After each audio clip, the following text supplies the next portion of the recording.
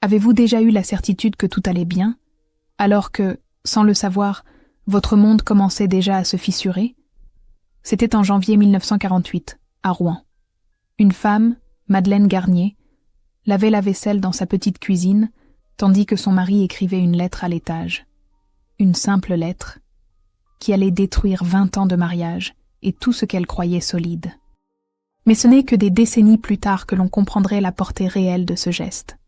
Quand une photographie oubliée referait surface, révélant bien plus qu'un instant du quotidien. Aujourd'hui, je vais vous raconter cette histoire dramatisée, inspirée de tant de réalités vécues par des femmes qui ont dû choisir entre rester et se sauver. Avant de commencer, abonnez-vous à la chaîne, laissez un j'aime si vous croyez que chaque histoire de vie mérite d'être entendue, et dites-moi de quelle ville vous regardez cette vidéo. Votre soutien permet à ces récits humains de continuer à exister. Rouen, France, dimanche 4 janvier 1948, 14h37. Madeleine Garnier pose ses mains dans l'eau tiède de l'évier et sent le poids de 20 années de mariage peser sur ses épaules, comme les pierres grises de la cathédrale qui domine la ville. Elle a 39 ans, mais en paraît 50. Ses doigts, crevassés par les lessives et les hivers normands, frottent machinalement une casserole déjà propre. Une fois, 2 fois, 3 fois, parce qu'elle doit briller. Parce que c'est ainsi qu'on garde un foyer debout dans une France qui se reconstruit pièce par pièce depuis la fin de la guerre. Sur la table derrière elle, 2 tasses de café, l'une encore fumante. Lucien Dufour, le jeune photographe du quartier Saint-Maclou, ajuste son appareil près de la fenêtre. Il capture des scènes du quotidien pour le journal local depuis 3 ans. Des femmes qui cousent, des enfants qui jouent dans les ruines, des hommes qui rebâtissent. Pour lui, Madeleine incarne la résilience silencieuse de toutes ces Françaises qui ont tenu les maisons pendant que leurs maris revenaient brisés de la guerre ou de l'occupation. Ce qu'il ne sait pas, c'est qu'à l'étage supérieur, Paul Garnier, 42 ans, marchand de meubles respecté de la rue Haut-de-Robec, termine une lettre. Une lettre pour Juliette Lacombe, la meilleure amie de Madeleine, la veuve de guerre qui vient chaque dimanche aider au jardin. Sauf qu'aujourd'hui, Juliette n'est pas venue pour le jardin, elle est venue pour Paul. Et cela fait 6 mois que les dimanches ne parlent plus de terre ni de plants de tomates. Madeleine sourit légèrement en rinçant l'assiette. La marchanderie a reçu une commande importante hier. Un notaire de la rue Jeanne d'Arc veut refaire tout son bureau. Cela signifie peut-être un mois de répit financier. Peut-être même de quoi acheter de nouveaux souliers pour Simone, leur fille de 14 ans qui grandit trop vite et dont les pieds dépassent déjà des chaussures de l'année dernière. Le déclic de l'appareil de Lucien résonne doucement. Madeleine ne se retourne pas. Elle est habituée. Depuis la Libération, tout le monde photographie tout. Comme si figer les instants pouvait effacer ceux qu'on voudrait oublier. Mais ce cliché-là capture bien plus qu'une femme au travail. Il capture le dernier instant où Madeleine Garnier croit encore que laver la vaisselle suffit à maintenir l'amour vivant. Le dernier instant où elle pense que son dévouement silencieux vaut reconnaissance. Le dernier instant avant que sa vie, méthodiquement construite pendant 2 décennies, ne commence à se fissurer comme les murs de Rouen sous les bombardements de juin 44. Parce qu'en haut, Paul plie la lettre, y inscrit le nom de Juliette, et la glisse dans une boîte à outils de la menuiserie, entre une équerre et un rabot. À côté d'un foulard de soie portant les initiales brodées en fil doré, 2 lettres entrelacées qui ne sont pas celles de Madeleine. Dans le salon adjacent, Marcel, leur fils de 17 ans, sirote un verre de cidre en observant sa mère par l'embrasure de la porte. Il a commencé à boire depuis qu'il a quitté l'école en septembre dernier pour aider son père à l'atelier. Il boit parce qu'il voit ce que personne ne veut voir. Il boit parce qu'à 17 ans, on ne sait pas encore comment dire à sa mère que son univers parfaitement ordonné repose sur un mensonge. Simone, elle, fait ses devoirs dans sa chambre.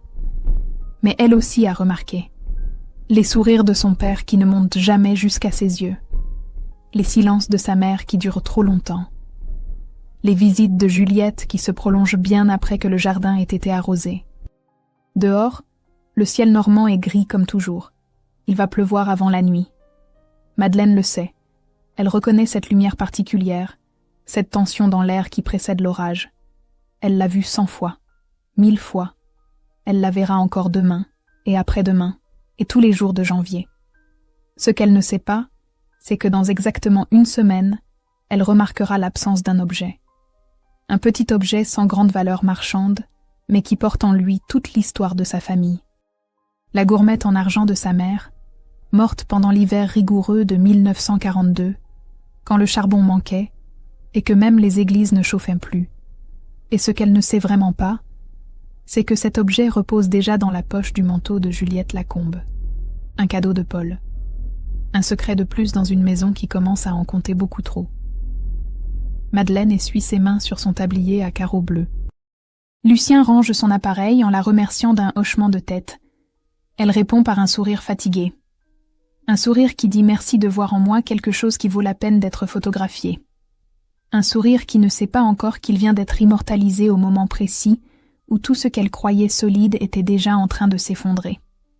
Parce que parfois, les trahisons les plus profondes ne commencent pas par un baiser.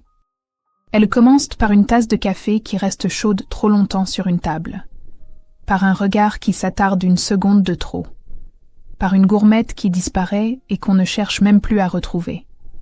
Et Madeleine Garnier, 39 ans, mère dévouée, épouse irréprochable, vient de laver la dernière assiette d'une vie qu'elle ne reconnaîtra bientôt plus, 6 mois plus tôt. Juillet 1947. Rouen suffoque sous une chaleur inhabituelle pour la Normandie. Madeleine coud depuis l'aube dans le petit salon qui donne sur la rue. Les commandes s'accumulent depuis que les tissus sont revenus progressivement dans les boutiques.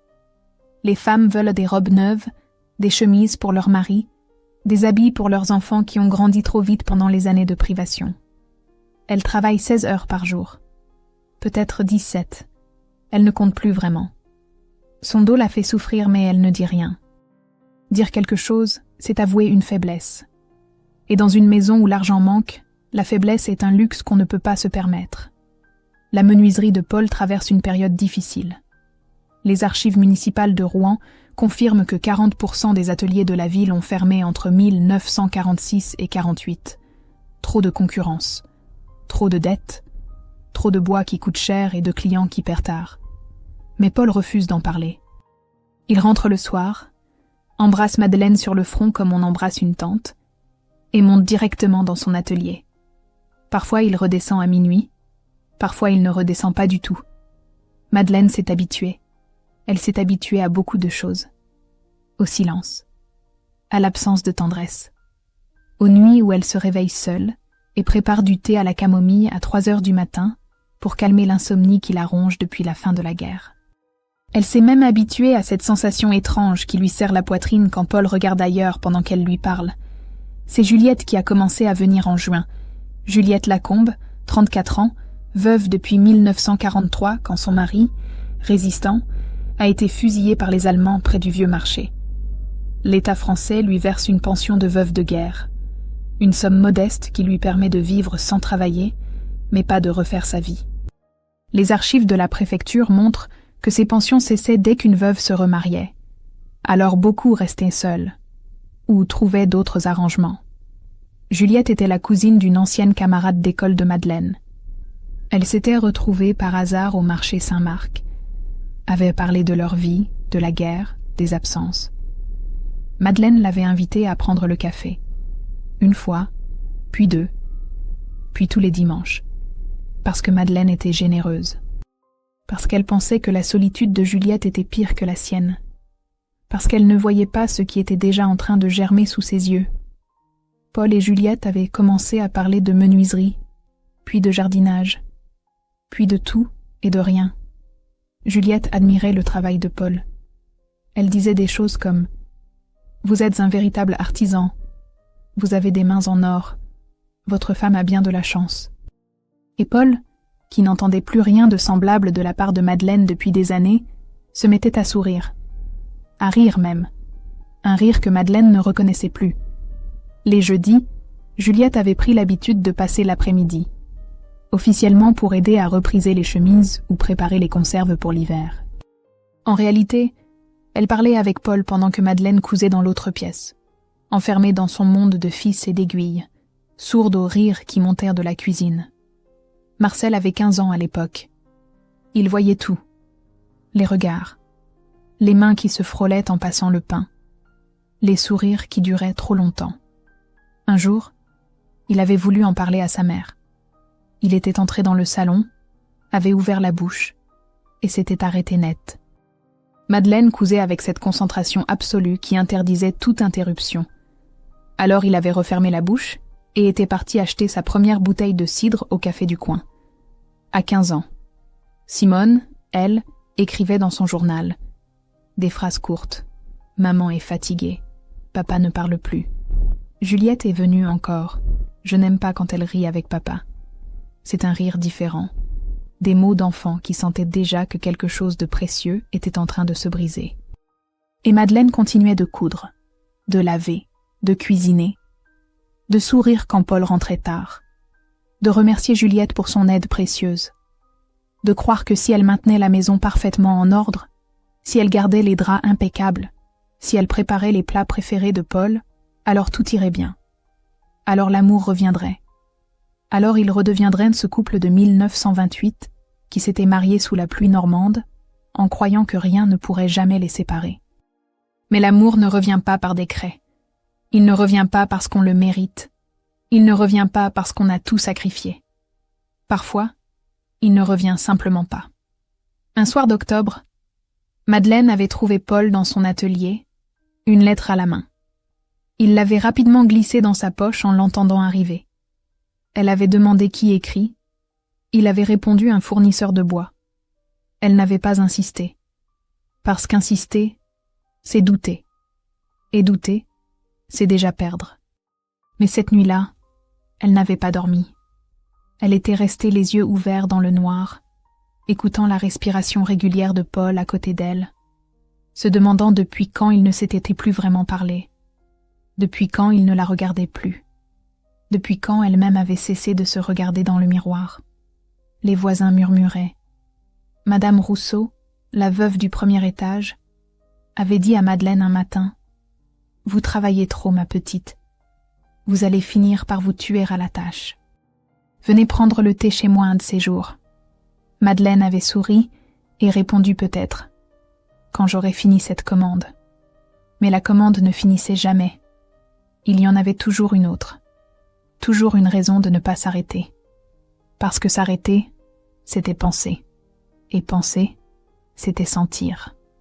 Décembre était arrivé avec son cortège de froid et de nuits interminables. Juliette venait maintenant 2 fois par semaine. Le dimanche et le jeudi. Parfois le mardi aussi. Madeleine la remerciait pour son dévouement. Juliette répondait « C'est normal entre amis ». Et Paul ne disait rien. Il se contentait de regarder ailleurs avec ce sourire étrange qui n'apparaissait que quand Juliette était là. C'est à ce moment précis, début janvier 1948, que Lucien Dufour avait sonné à la porte avec son appareil photo. Il voulait photographier la vie quotidienne des familles rouennaises pour une exposition sur la reconstruction.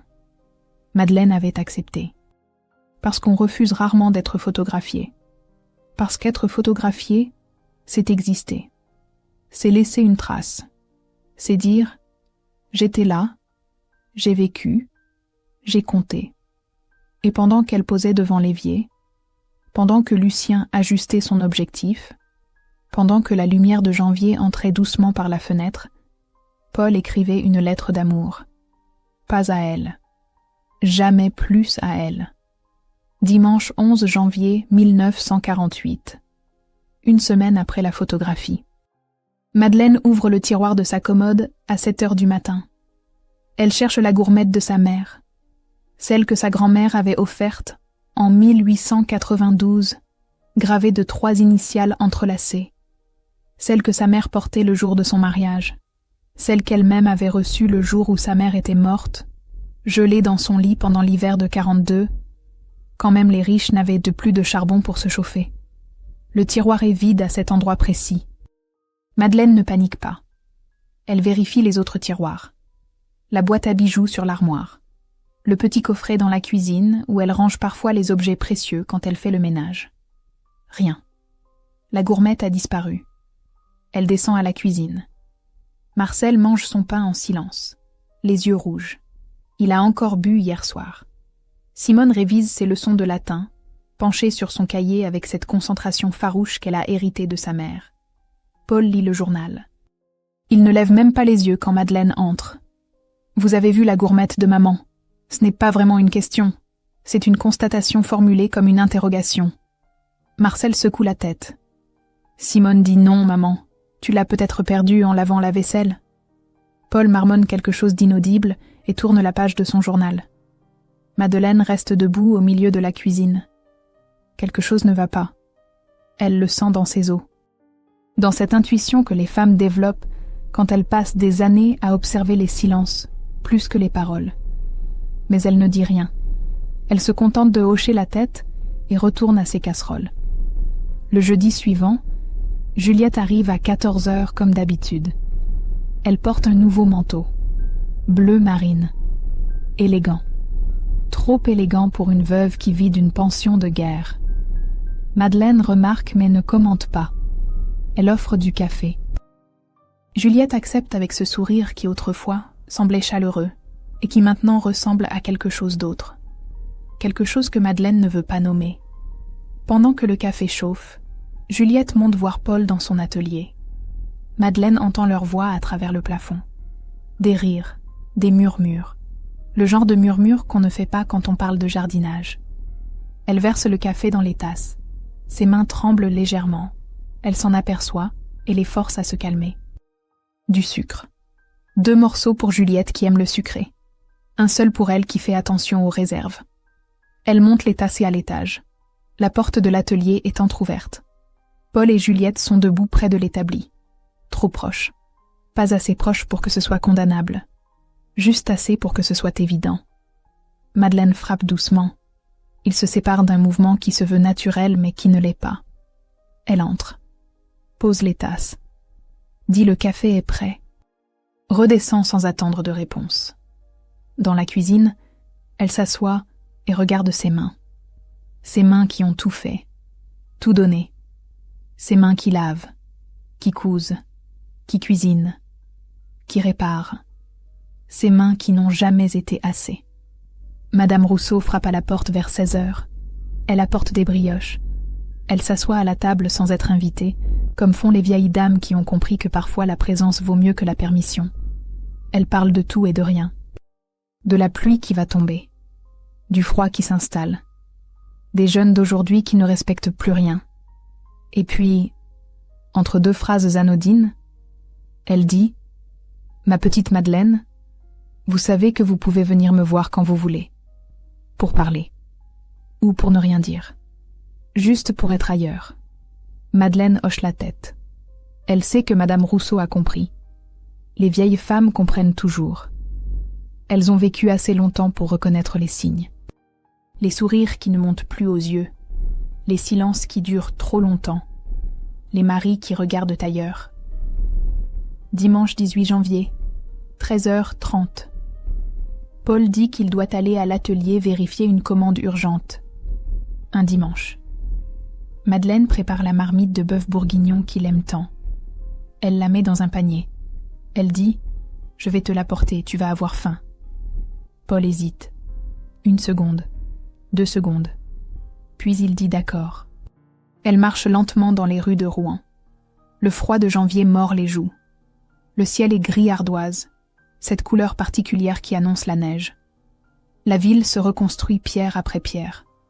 Certaines maisons ont encore des trous dans les façades, vestiges des bombardements de 44. D'autres sont neuves, trop neuves, avec leur crépi blanc qui jure avec la vieille pierre normande. L'atelier est au bout de la rue Aude-Robec. Une petite bâtisse en colombage qui a miraculeusement survécu à la guerre. La porte est entr'ouverte. Madeleine entend des voix. Elle s'arrête, des rires. La voix de Paul. Plus légère qu'elle ne l'a entendue depuis des années. Et une autre voix. Féminine. Juliette. Madeleine ne fait pas de bruit. Elle recule. Elle retourne à la maison. Elle range la marmite dans la glacière. Elle monte dans sa chambre. Elle ouvre le tiroir où Paul range ses affaires. Au fond, sous les chemises pliées, il y a une boîte à outils, petite, en métal, Madeleine ne l'a jamais ouverte. Ce sont les affaires de Paul. On ne fouille pas dans les affaires de son mari. C'est une règle tacite, un respect qu'on se doit mutuellement. Mais aujourd'hui, les règles n'ont plus de sens. Elle ouvre la boîte. Dedans, il y a des outils, normaux, ordinaires, une équerre, un rabot, des clous, et puis, coincé entre deux planches de bois, un foulard de soie. Vert émeraude. Doux. Luxueux. Avec des initiales brodées en fil d'or.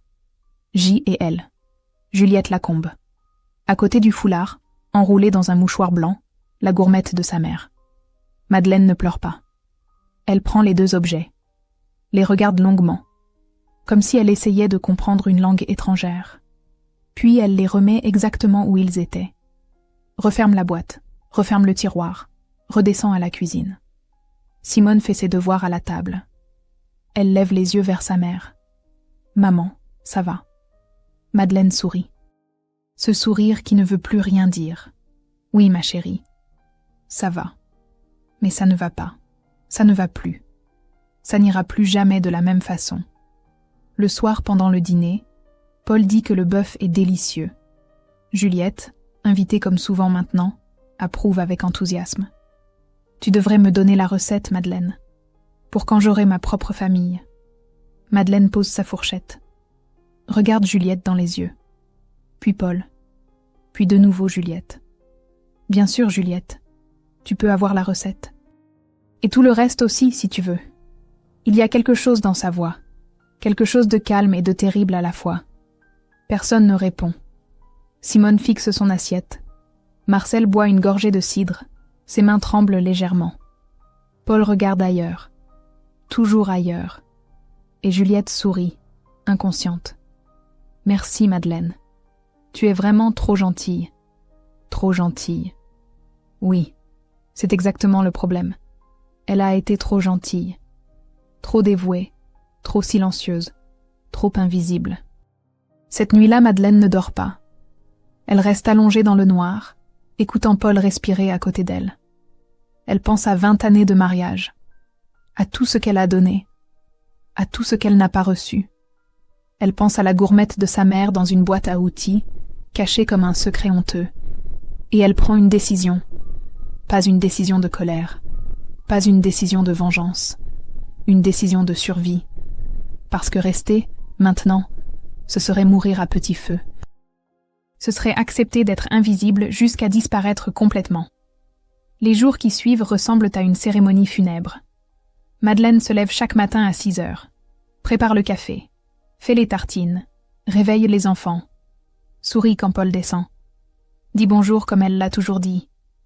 Mais quelque chose a changé. Dans sa voix, il y a un calme nouveau, un calme qui n'est pas la paix, un calme qui ressemble à l'œil du cyclone. Marcel le remarque le premier. Il observe sa mère pendant le petit déjeuner et comprend que quelque chose s'est brisé, quelque chose d'irréparable. Mardi 20 janvier. Madeleine coud dans le salon.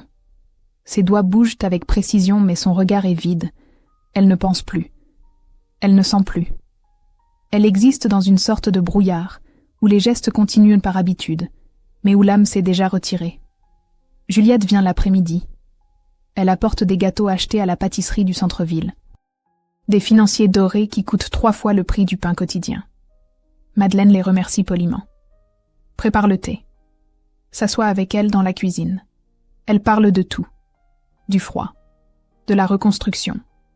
Des magasins qui rouvrent peu à peu. De la vie qui reprend. Mais Madeleine ne parle plus vraiment. Elle répond. Elle hoche la tête. Elle sourit aux moments appropriés. Comme une actrice qui joue un rôle appris par cœur depuis si longtemps qu'elle n'a même plus besoin d'y penser. Juliette ne remarque rien, ou fait semblant de ne rien remarquer. Elle monte voir Paul. Reste 1 heure. Redescend en rajustant ses cheveux. Dit au revoir avec ce sourire qui maintenant ressemble à une gifle. Le soir, pendant le dîner, Paul complimente la soupe. « Tu as vraiment un don pour la cuisine, Madeleine. » Elle répond merci. Juste merci. Rien d'autre. Paul fronce les sourcils. Quelque chose le dérange, mais il ne sait pas quoi. Madeleine est comme d'habitude, attentive, serviable, silencieuse. Alors pourquoi a-t-il cette impression étrange qu'elle n'est plus vraiment là? Simone aide sa mère à faire la vaisselle après le repas. Elle lave pendant que Madeleine essuie. Dans le reflet de la fenêtre, la fille observe sa mère. Elle voit quelque chose dans ses yeux. Quelque chose qui ressemble à une décision. Elle veut demander maman. Qu'est-ce qui ne va pas? Mais elle a 14 ans et ne sait pas encore que parfois le silence des mères cache des douleurs que les filles ne peuvent pas comprendre. Jeudi 22 janvier. Il neige. Une neige fine qui fond au contact du sol, mais qui blanchit les toits de la vieille ville. Madeleine regarde par la fenêtre. Elle pense à sa mère, à cette femme forte qui avait élevé 4 enfants seule après que son mari soit mort à la guerre de 14. Cette femme qui n'avait jamais pleuré devant eux mais qui, la nuit, serrait son oreiller en étouffant ses sanglots. Madeleine se demande si elle ressemble à sa mère, si elle a cette même force, cette même capacité à recommencer quand tout s'effondre. Elle ne sait pas encore, mais elle va le découvrir. L'après-midi, elle sort, dit à Paul qu'elle va faire des courses. Elle marche jusqu'à la gare Saint-Sever, regarde les horaires des trains pour Le Havre. Une ville portuaire à 80 km. Une ville où personne ne la connaît. Une ville où elle pourrait disparaître et renaître sous un autre nom. Le billet coûte 57 francs. Elle a économisé 120 francs de ses travaux de couture, cachés dans une boîte à biscuits au fond du placard. Paul ne sait pas. Il n'a jamais su. Parce que les femmes comme Madeleine apprennent très tôt qu'il faut toujours avoir un peu d'argent caché. Au cas où. Au cas où la vie décide de s'effondrer. Elle achète le billet pour le 15 janvier. Non. Elle se trompe. Le 15 est déjà passé. Pour le 25 janvier. Dans 3 jours. Le train part à 5h30 du matin. Bien avant que la ville ne se réveille. Bien avant que quelqu'un ne remarque son absence. Elle rentre à la maison avec un sac de pommes de terre. Paul ne pose pas de questions. Il ne pose jamais de questions. C'est peut-être ça, le vrai problème. Il ne s'intéresse pas assez pour poser des questions. Vendredi, 23 janvier. Madame Rousseau frappe à la porte vers 10h. Elle apporte du pain frais. Elle s'assoit à la table de la cuisine sans invitation. Regarde Madeleine avec ses yeux de vieille femme qui ont tout vu, tout compris. Vous partez, n'est-ce pas? Ce n'est pas une question. C'est une constatation. Madeleine arrête de couper les légumes. Pose le couteau. Regarde Madame Rousseau. Et pour la première fois depuis des semaines, elle dit la vérité. Oui. Madame Rousseau hoche la tête. Bien. C'est bien. Une femme doit savoir quand il est temps de partir. Ma mère me disait toujours, rester dans une maison qui ne t'aime plus, c'est mourir debout. Elle reste silencieuse un moment. Puis Madame Rousseau prend la main de Madeleine. Des mains vieilles et ridées qui tiennent des mains crevassées et fatiguées. Où allez-vous? Le Havre. J'ai une cousine là-bas. Elle tient une pension. Elle m'a écrit l'année dernière pour me proposer de venir l'aider si jamais j'en avais besoin. Ce n'est pas tout à fait vrai. La cousine existe, mais elles ne se sont pas parlé depuis 10 ans. Mais Madeleine sait qu'elle sera accueillie. Parce que les femmes s'accueillent toujours entre elles. Parce qu'elles savent ce que c'est que de recommencer. Et vos enfants? Je leur écrirai. Je leur expliquerai. Ils comprendront. Un jour. Madame Rousseau serre la main de Madeleine plus fort. Vous êtes courageuse. Plus courageuse que vous ne le pensez. Samedi 24 janvier, dernier jour. Madeleine prépare tout en silence. Elle plie quelques vêtements dans une petite valise. Pas trop, juste l'essentiel.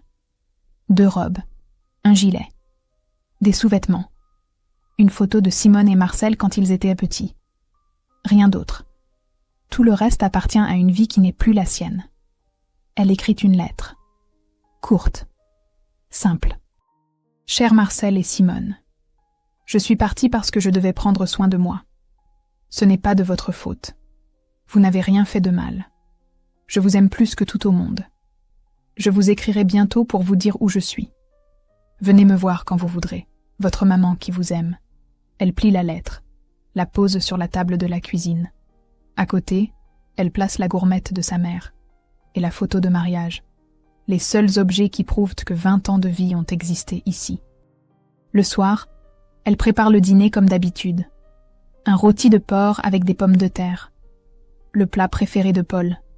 Elle met la table, appelle tout le monde.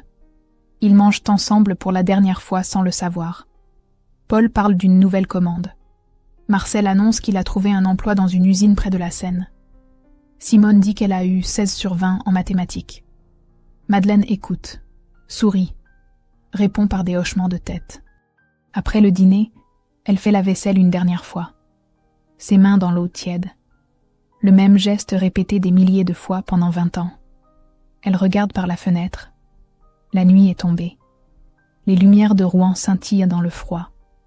Elle essuie ses mains sur son tablier, le retire, le plie soigneusement, le pose sur le dossier de la chaise. Un tablier à carreaux bleus, usé aux coutures, taché par des années de cuisine. Ce tablier qui a été son uniforme, son armure, sa prison. Elle monte se coucher. Paul ronfle déjà. Elle reste éveillée. Compte les heures. 4 heures. 3 heures. 2 heures. À 4 heures du matin, le 25 janvier 1949, Madeleine Garnier se lève sans faire de bruit. Elle s'habille dans le noir, prend sa valise, descend l'escalier en évitant les marches qui grincent, ouvre la porte de la maison où elle a vécu pendant 20 ans. Dehors, il fait un froid glacial. Les archives météorologiques de Seine-Maritime confirment que janvier 1949 a été le plus froid depuis 20 ans, moins 8 degrés cette nuit-là. Madeleine marche dans les rues désertes. Ses pas résonnent sur les pavés gelés. Elle ne se retourne pas. Même pas une fois. Parce que se retourner, c'est douter. Et elle ne peut plus se permettre de douter. À la gare, elle monte dans le train, s'assoit près de la fenêtre. Le train démarre. Rouen s'éloigne dans la brume du matin. Et pour la première fois depuis des années, Madeleine pleure. Mais ce ne sont pas des larmes de tristesse. Ce sont des larmes de soulagement. Elle part. Elle est libre. Elle n'a plus à laver la vaisselle de personne. Le Havre, 25 janvier 1949. 8 heures du matin. Madeleine descend du train. La ville portuaire s'étend devant elle, encore plus détruite que Rouen. Les bombardements alliés de septembre 1944 ont rasé 80% du centre-ville. Partout, des grues, des échafaudages, des immeubles qui poussent du sol comme des dents neuves remplaçant celles qu'on a arrachées. Elle marche jusqu'à la rue Victor Hugo. Numéro 47. La pension Bellevue, un bâtiment de 3 étages miraculeusement épargné. Sa cousine Marguerite ouvre la porte. Regarde Madeleine sans poser de questions. Les femmes n'ont pas besoin de questions quand elles voient une autre femme arriver avec une petite valise et des yeux qui ont trop pleuré. Entre. Tu as une chambre au 2e. Tu peux rester aussi longtemps que tu veux. Les premiers jours, Madeleine ne fait que dormir. Un sommeil profond, réparateur, comme si son corps rattrapait 20 années d'insomnie. Puis, peu à peu, elle commence à aider, fait les lits, prépare le petit déjeuner pour les pensionnaires, cuisine les repas. Les mêmes gestes qu'à Rouen, mais différents. Parce qu'ici, personne ne les considère comme dus. Ici, on lui dit merci. On lui sourit. On la voit. En mars, elle écrit à ses enfants. Une longue lettre où elle explique sans accuser. Je devais partir pour ne pas mourir. Ce n'est pas de votre faute. Votre père n'est pas un monstre. Nous nous sommes simplement perdus en chemin. Venez me voir quand vous voulez. Je serai toujours votre maman. Simone répond 3 semaines plus tard. Une lettre courte mais pas froide. Je comprends, maman. Papa ne parle plus. Marcel boit beaucoup. Juliette ne vient plus. Je viendrai te voir pendant les vacances de Pâques. Elle vient en avril. Une adolescente de 15 ans qui serre sa mère dans ses bras et pleure tout ce qu'elle n'avait pas pu pleurer à Rouen. Elles passent une semaine ensemble, marchent sur la plage du Havre reconstruite, parlent de tout et de rien, de la vie qui continue, des blessures qui guérissent lentement. Marcel viendra plus tard. En 1952, il aura 21 ans, sobre depuis 8 mois, et dira « Maman, pardon d'avoir mis si longtemps ». Madeleine répondra « Il n'y a rien à pardonner. Tu es là. C'est tout ce qui compte ». Les années passent. La pension Bellevue devient la maison de Madeleine. Marguerite meurt en 1956 d'une pneumonie. Elle laisse la pension à Madeleine dans son testament. Une femme qui aide une autre femme. Une chaîne de solidarité invisible qui traverse les générations. Madeleine devient Madame Courage pour les pensionnaires. Une femme de 50 ans qui sourit vraiment maintenant. Qui rit. Qui plante des violettes sur le rebord de sa fenêtre. Qui lit le soir sans culpabilité. Qui fait du pain juste pour elle parce qu'elle aime l'odeur du pain frais. Qui découvre qu'elle peut exister sans servir. Les registres municipaux du Havre montrent qu'entre 1949 et 1970, 18 femmes sont venues à la pension Bellevue pour recommencer leur vie.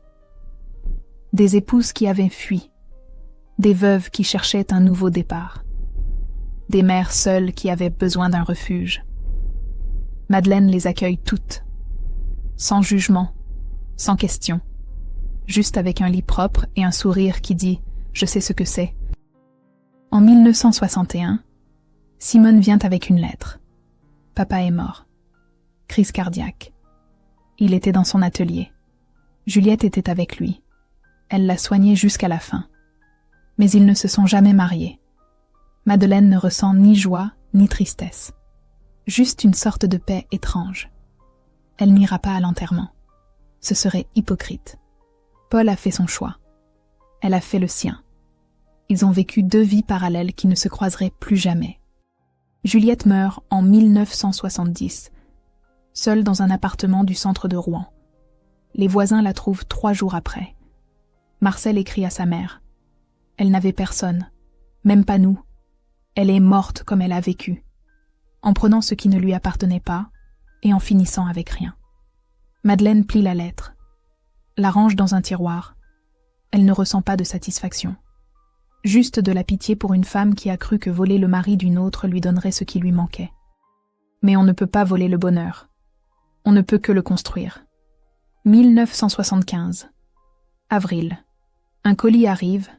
Expéditeur, Lucien Dufour, photographe, Rouen. Madeleine l'ouvre avec curiosité. À l'intérieur, une photographie en noir et blanc. Elle-même. 27 ans plus tôt. Devant l'évier de la cuisine de la rue Haut-de-Robec.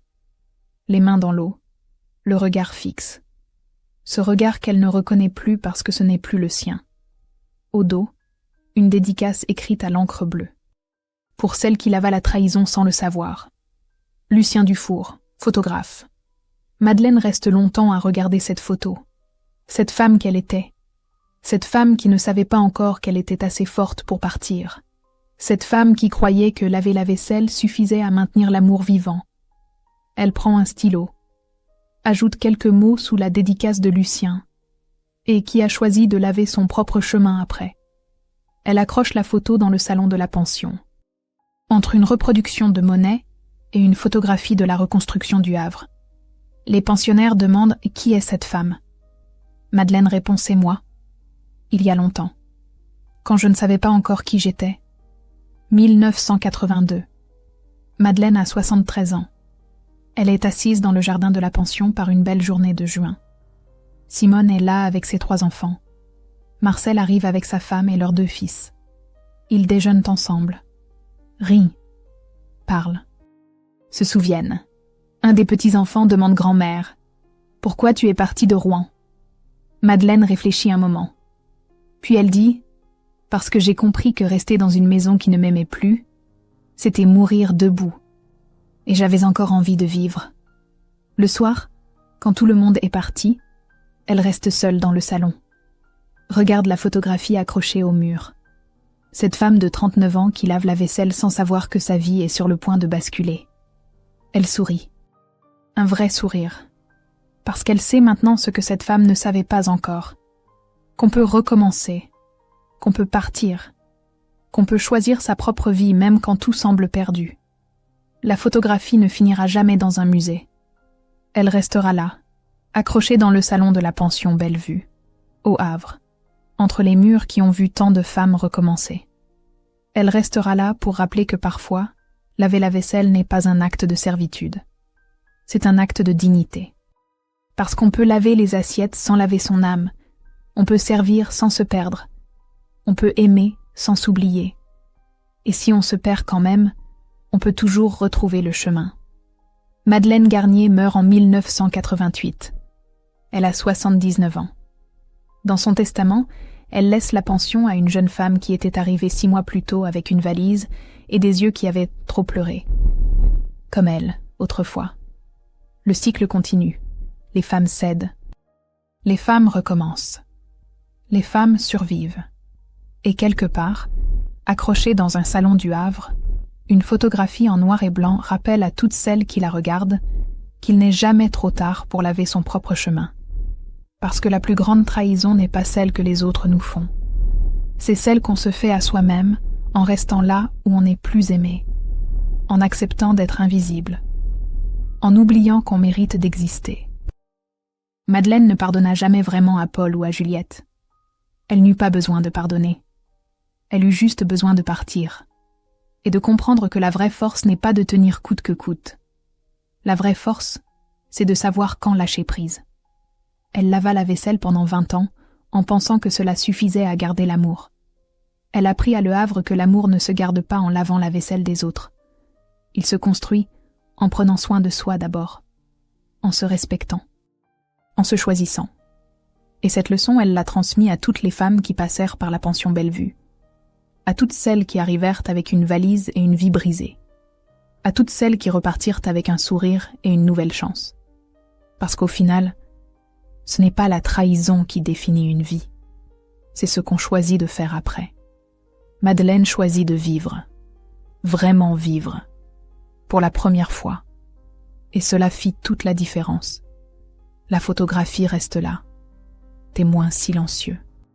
Rappel permanent qu'une femme qui lave la vaisselle peut aussi laver son destin, et recommencer, toujours recommencer, jusqu'à ce que le sourire dans le miroir soit enfin vrai. Cette histoire fictionnelle n'est pas seulement celle de Madeleine Garnier. C'est celle de tant de femmes qui, pendant des années, ont confondu loyauté et effacement, amour et sacrifice. Elle nous rappelle que parfois, le courage ne consiste pas à rester, mais à partir. À se choisir soi-même, même quand tout semble perdu. Parce qu'il n'y a pas de honte à dire assez. Il n'y a que de la dignité à se relever. Et vous, avez-vous déjà vu quelqu'un rester trop longtemps dans un endroit où il n'était plus aimé? Pensez-vous que le pardon est nécessaire pour avancer, ou suffit-il parfois de tourner la page? Et selon vous, qu'est-ce qui est plus difficile? Partir ou oser exister à nouveau après? Écrivez le mot « renaissance » dans les commentaires pour me montrer que vous êtes resté jusqu'à la fin. Dites-moi aussi de quelle ville vous regardez cette vidéo. Et si vous le souhaitez, racontez-moi une histoire ancienne de votre famille, un souvenir ou un témoignage que vous aimeriez voir transformé un jour en récit ici sur la chaîne. Merci d'avoir partagé ce moment de vie avec nous. Abonnez-vous, aimez la vidéo, activez la cloche et partagez-la avec quelqu'un qui a besoin d'un peu de force aujourd'hui. Et si vous souhaitez continuer ce voyage, cliquez sur la carte à la fin pour découvrir une autre histoire de courage et de reconstruction.